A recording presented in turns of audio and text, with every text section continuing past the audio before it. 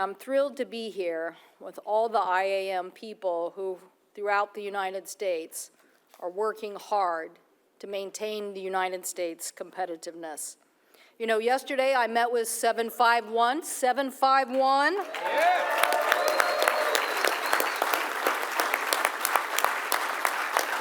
I mean, just to be fair, I did meet with 160 and 2202 Lodge, but my heart is with 751.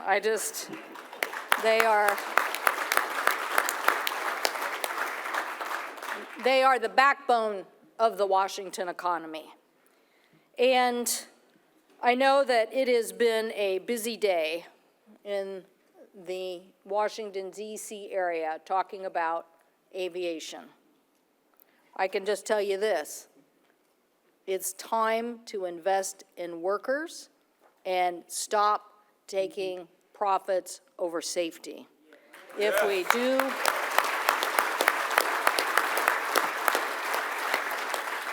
we do that, the rest of this is going to be pretty easy. But it has been a rough 5 years, and that is why during COVID, I worked with your leadership. Probably nobody more hard hit than the IAM, 80,000 people, but we got a $54 billion bill to save the jobs of people in the airline and aviation working, mechanics, bag handlers, gate agents, catering workers, flight attendants, pilots. We delivered on those jobs. Yes. That was approximately 50,000 IAM jobs. And believe me, President Machinists and Hassan reminded us all the time. They told us we had to get that done. And working with John Holden from our 751, we really focused on another program too, the Aviation Manufacturing Job Protection Program that we were able to get. This program was $670 million and helped 593 different companies throughout the United States, including about 68 companies in the state of Washington, to help maintain the workforce in manufacturing during COVID. And we are glad that we got that done. And now we passed the FAA bill, a 5-year reauthorization, that the AFL-CIO called a victory for workers across the United States of America. Yeah. And the reason they did that is because we were in a couple of big fights. I don't know if you followed any of them, but basically they wanted to lower the standard for pilot training. And we told them, no, not a good idea. They wanted to increase the retirement age for workers to 67. We also said, not a good idea. But most importantly, we closed a loophole that said that overseas manufacturers of aviation repair have to meet the same standard of those companies in the United States of America, and they need to be inspected on an active annual basis.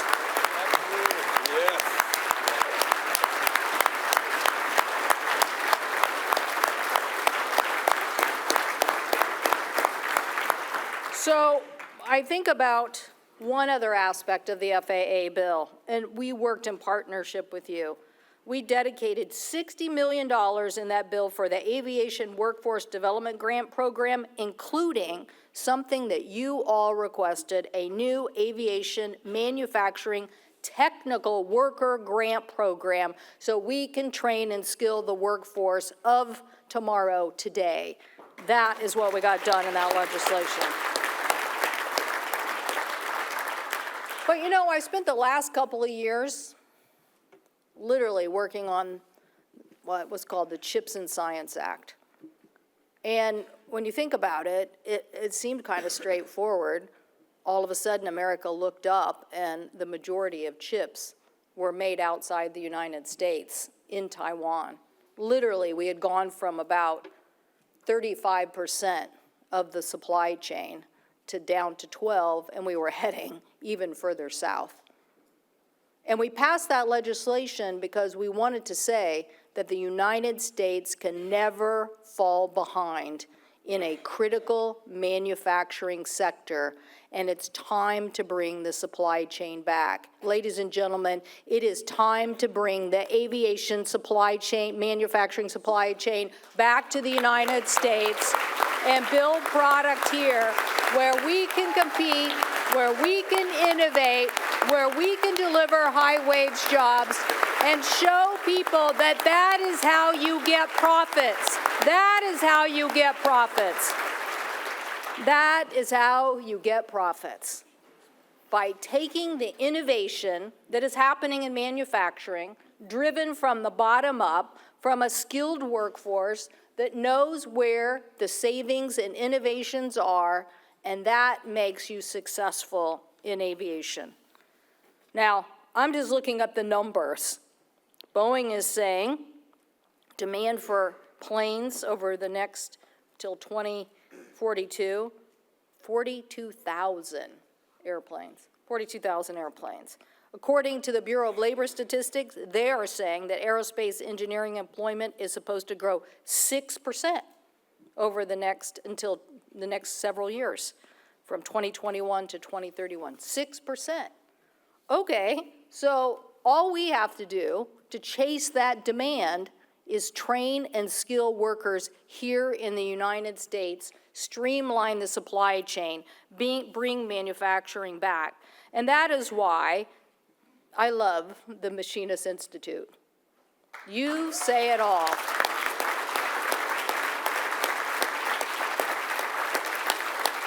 I'm just quoting from your website. Quote, everyone deserves to feel like they're making progress in their careers. Thank you for saying that. Because, like, literally, that should be the motto of the United States. With chips in science, we've already helped create 800,000 jobs in the United States of America, that and the IRA bill and the infrastructure bill.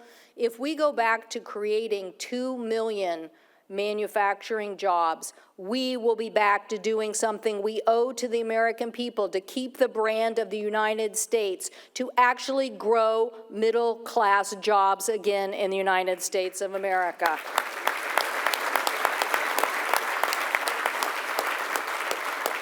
So that is what aerospace workers are doing, and I'm so proud that they're leading that innovation in so many different ways.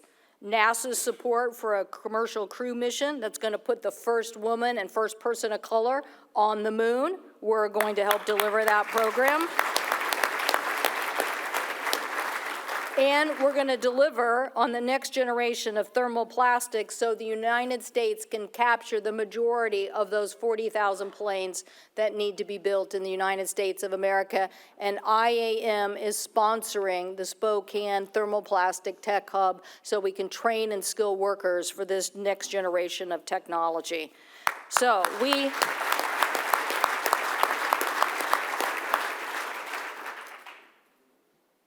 there's only one thing missing, and that's why you're all here today, and that is to continue to make sure that labor has a strong voice at the table.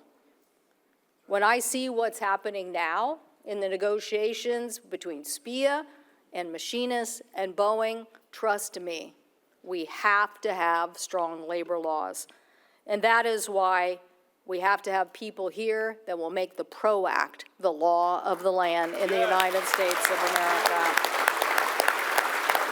We have to be able to negotiate. We have to be able to fight for higher wages. We have to make sure that those wages aren't displaced by higher health care costs.